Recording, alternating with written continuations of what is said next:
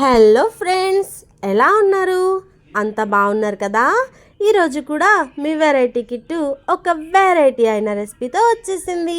Friends, అస్సలైన పద్ధతిలో చేపల కూర చేసి చూద్దామా? మన ఓ బేబీ మూవీలో లక్ష్మి గారు చెప్పినట్టు. ఎందుకంటే గిషాలాలు ఎక్కువ వేసేసి అసలైన చేపల కూర టేస్ట్ని మార్చేస్తున్నామని చెప్పారు కదా. సో ఆ పద్ధతి చేసేద్దాం. ముందుగా మార్కెట్లో ఇలా ముక్కలుగా తరిగి తెచ్చుకున్న చేపలను కల్లుప్పు మరియు పసుపు వేసి చక్కగా వాష్ చేసేసుకోండి. ఒక 2-3 సార్లు నీటితో కడిగినట్లయితే మొత్తం శుభ్రమైపోతాయి. సో ఆ తర్వాత ఒక పెద్ద ఉల్లిపాయ సైజ్ అంతా చింతపండుని ఇలా పిసికి, అంటే ముందుగా నానబెట్టుకోవాలి. దాన్ని పిసికేసి రసం తీసి పక్కన పెట్టుకోండి.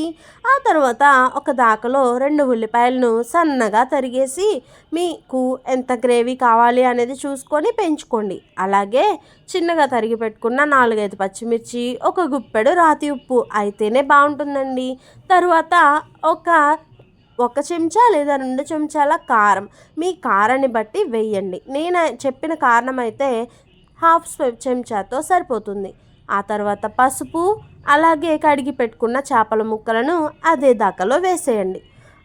ఆ తర్వాత అప్పుడే రెడీ చేసి పెట్టుకున్న అల్లం, వెల్లుల్లి మరియు చిటికెడంతా జీలకర్ర వేసి పేస్ట్ చేసుకున్న మిశ్రమాన్ని అందులో వేసేయండి.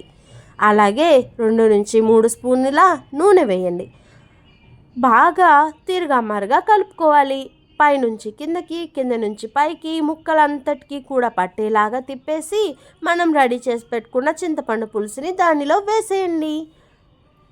అయితే చింతపండు పులుసు మరీ ఎక్కువ వేయకూడదు, అలా అని తక్కువ వేయకూడదు. చక్కగా ముక్కలు తేలేంత వరకు, ముక్కలు మునిగి ఇలా కనిపించేంత వరకు వేస్తే సరిపోతుంది. లేదు మీకు ఎక్కువ పులుసు కావాలంటే కొంచెం వేసుకున్నా పర్వాలేదు.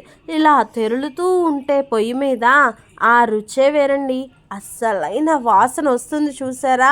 సూపర్ అంటే సూపరు. మరి ఆ తర్వాత కొత్తిమీర చల్లేసుకొని దించేస్తే చాలు. మరి రెసిపీ ఎలా వచ్చిందో నాకు కామెంట్ చేస్తారా?